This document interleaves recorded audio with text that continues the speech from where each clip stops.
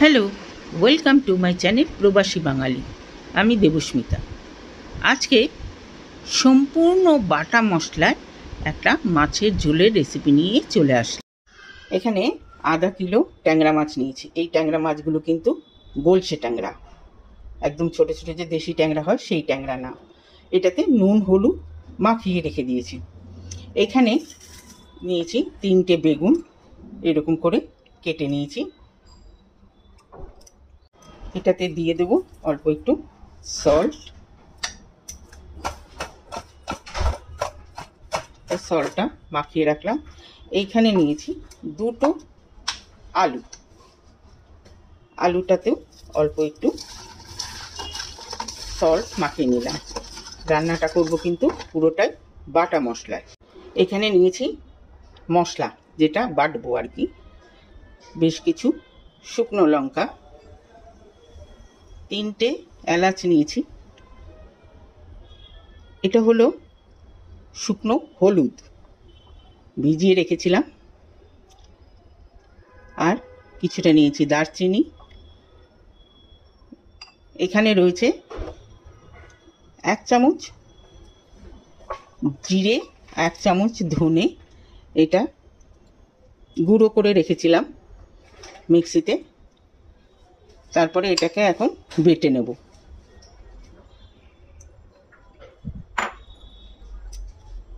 প্রথমে হলুদটাকে আগে থেতো করে নেব, নিয়ে পুরো মশলাটাকে আগে বেটে নেব।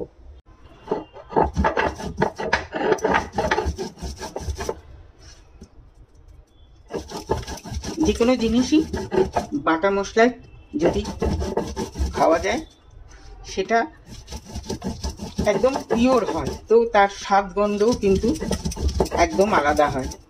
আগে দিদিমা ঠাকুমারা এরমভাবেই বানাতো, তাদের রান্নার টেস্ট কিন্তু একদম অন্যরকম হতো। তো সেই জন্যই আজকে ভাবলাম যে একদম সেইভাবেই বানাবো। এখনকার দিনে অনেকেরই সময় নেই, ব্যস্ততা এত বেশি যে সময় হয়ে ওঠে না এরকম শিল বাটার, মশলা বাটার।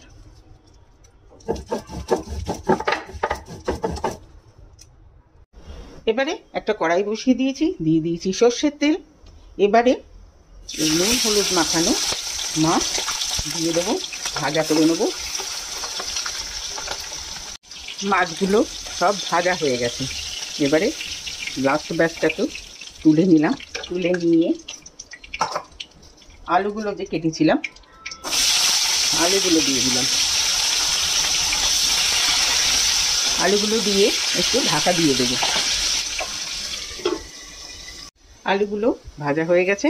এবার এগুলোকে তুলে নেব। তুলে নিয়ে আর একটু তেল দিয়ে দিলাম, দিয়ে এই বেগুনগুলোকে দিয়ে দেবো।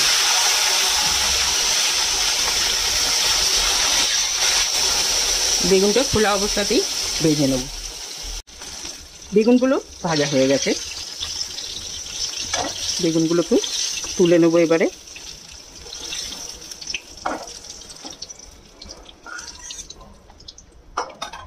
এবারে দেব 2টো তেজপাতা।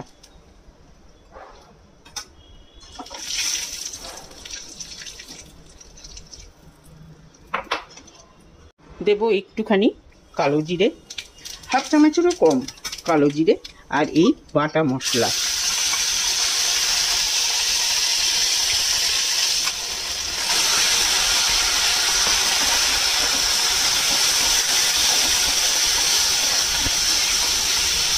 খুব ঝাল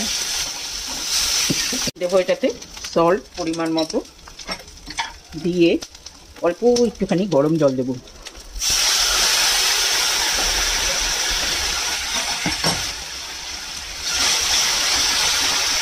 দিয়ে মশলাটা খুব ভালো করে কষিয়ে নেব। মশলাটা কষানো হয়ে গেছে, মশলাটা থেকে তেল বেরোনো শুরু হয়ে গেছে। এবারে এটাতে দেব গরম জল ঝোলের জন্য। যেহেতু আমি ঝোল বানাবো সেহেতু জলটা একটু বেশি দেব। দিয়ে এটাকে এবার ফুটিয়ে নেব। আগে ঝোলটা ফুটতে শুরু করেছে, এবারে মাছগুলো দিয়ে দেব, সাথে আলু বেগুন এটাও দিয়ে দেব। এটার মধ্যে আমি গরম মশলা দিয়েছি, সেই জন্য এটাতে ধনে পাতা দেব না, নইলে এটার মধ্যে ধনে পাতা দিতাম যদি গরম মশলা না দিতাম। এবার এটাকেও খানিকক্ষণ ফোটাবো। ফোটানো হয়ে গেছে, বেশ ভালো মতো ফুটছে, তৈরি হয়ে গেল একদম সম্পূর্ণ বাটা মশলায় আলু বেগুন দিয়ে ট্যাংরা মাছের ঝোল। কেমন লাগলো রেসিপি? যদি ভালো লেগে থাকে তাহলে অবশ্যই কমেন্ট বক্সে জানাবেন, লাইক করবেন, শেয়ার করবেন ফ্রেন্ডস অ্যান্ড ফ্যামিলিদের সঙ্গে, সাথে আমার চ্যানেলটিকে সাবস্ক্রাইব করতে ভুলবেন না। আর যারা অলরেডি সাবস্ক্রাইব করে আমার সাথে আছেন তাদেরকে অসংখ্য ধন্যবাদ। আজকে তাহলে চলি, সবাই ভালো থাকবেন, সুস্থ থাকবেন। ওকে দেন, বাই।